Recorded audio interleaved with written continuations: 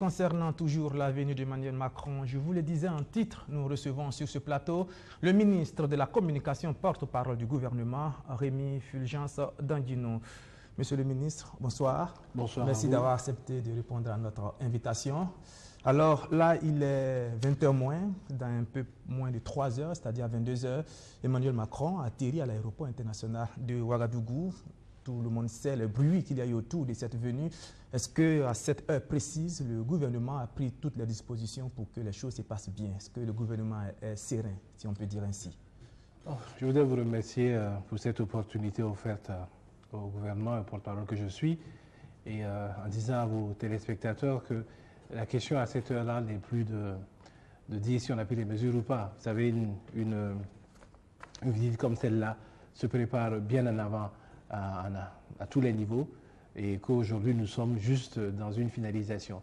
Donc le programme est arrêté, les mesures sont prises pour que cette visite-là soit à la hauteur des attentes des deux parties, parce que vous savez bien que pour le président français c'est une opportunité qui lui est offerte de clarifier sa position par rapport à sa politique africaine.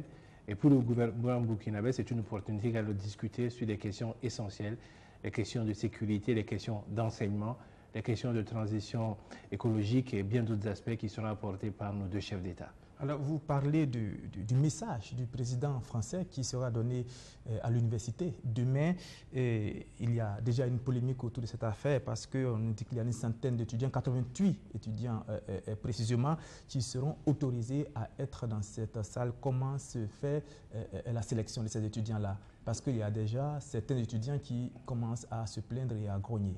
Non, je pense que de la même façon qu'au niveau académique, il était demandé à ce que les cours s'arrêtent pour des questions de sécurité évidentes. Je voudrais juste m'arrêter sur cet aspect-là pour expliquer que est-ce qu'on peut imaginer aujourd'hui dans la condition sécuritaire que connaît notre pays, le moindre petit incident qui puisse arriver en termes de sécurité pour le président français. Vous imaginez le retour de bâton que ça peut être pour l'image de notre pays en termes de crédibilité, en termes de retour des investisseurs, en termes de mise en œuvre de son programme de développement.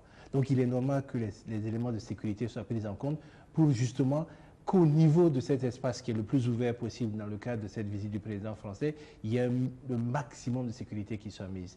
Donc les activités académiques ont été suspendues. De la même façon, est-ce que vous imaginez que dans une situation comme celle-là, tout le monde peut rentrer sans qu'il y ait un minimum de traçabilité des personnes?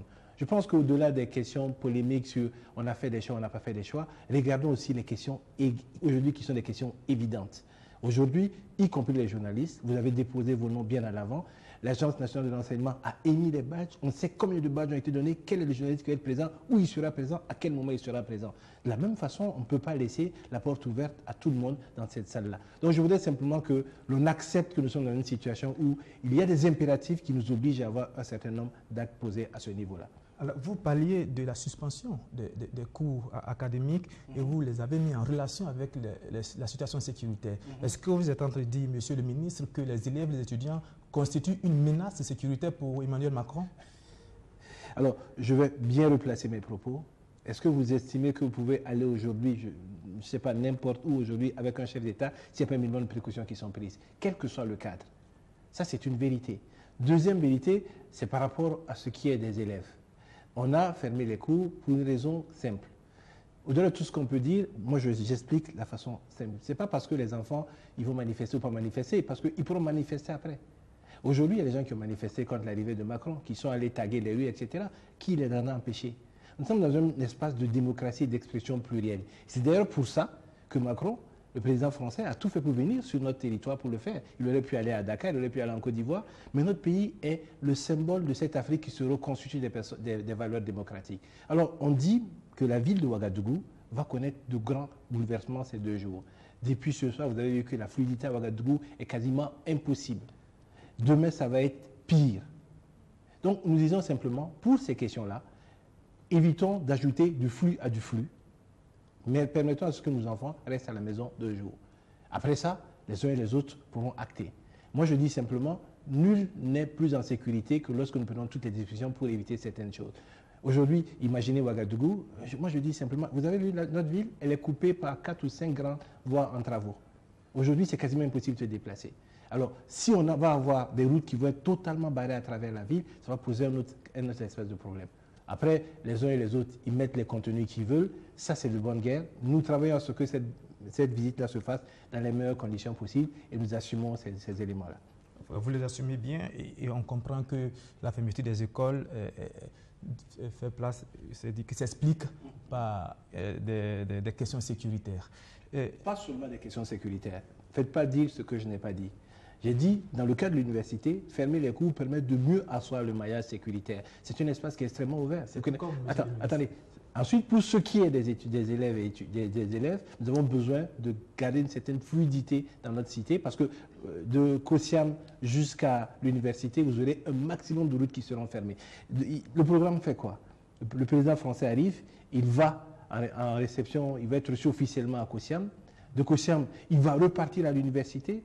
De l'université, il va revenir pour un dîner, pour un déjeuner plutôt. Vous imaginez dans ce laps de temps-là comment ça va se passer. Donc Ouagadougou, en réalité, demain matin, va être quasiment bouclé sur certains axes du petit matin jusqu'à peu près à 17h, 18h.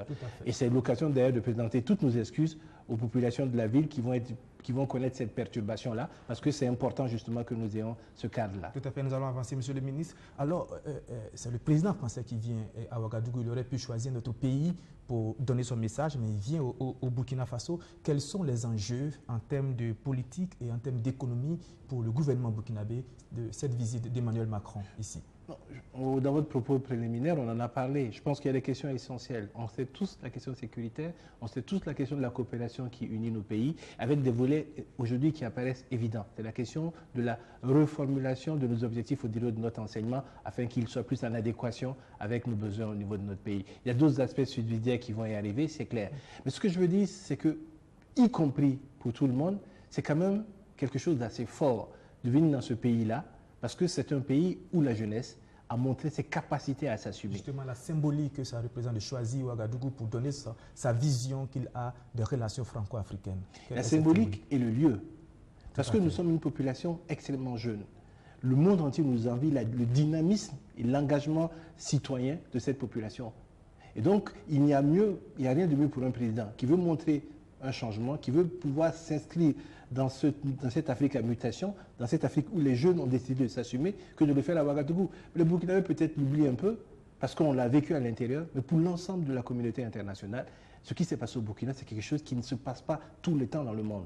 Il faut attendre plusieurs siècles pour voir des populations s'assumer de cette façon avec autant de brio. Et c'est une marque de reconnaissance pour cette jeunesse burkinabé-là et pour ce peuple qui se bat pour construire son devenir. Voilà. Et malheureusement, il y a certaines personnes, peut-être avec raison, qui pensent que le discours d'Emmanuel Macron ne va rien changer aux conditions des Africains et que ça sera peut-être le même refrain que les autres chefs d'État français. Mais nous allons terminer, Monsieur le Président, en vous laissant la possibilité de lancer un appel s'il y en avait. Non, je veux rebondir sur votre élément. Vous pensez que quelqu'un d'autre va faire votre continent à votre place? Non.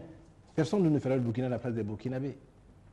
On ne peut pas attendre de nos partenaires étrangers plus que ce que nous devons faire nous-mêmes. Et c'est à ce niveau-là qu'il doit y avoir un changement, de s'assumer. On se réclame tous des descendants de Sankara. Il faut qu'on assume également cet élément-là en faisant le sacrifice nécessaire. Après, je pense que pour les populations, moi je voudrais dire que c'est un mouvement très fort dans l'histoire de notre pays. C'est un mouvement très fort dans la politique, dans la situation géopolitique ouest-africaine. Et je pense que les Burkinabés devront savoir garder toutes les raisons nécessaires et apporter à ce président-là l'accueil qui est digne de l'hospitalité africaine que nous les avons à nos hôtes. Sans doute pour que cette visite soit un réel succès. Elle est un succès déjà, je crois. Elle sera peut-être matérialisée par certaines décisions qui vont embellir. Mais cette visite-là est déjà un succès pour le fait que le Burkina soit choisi et pour le fait que ce soit l'université, centre de profusion et d'émergence des idées, que ce discours-là est donné. Merci bien, Monsieur le ministre, d'être venu sur notre plateau ce soir. Merci à vous de m'avoir reçu.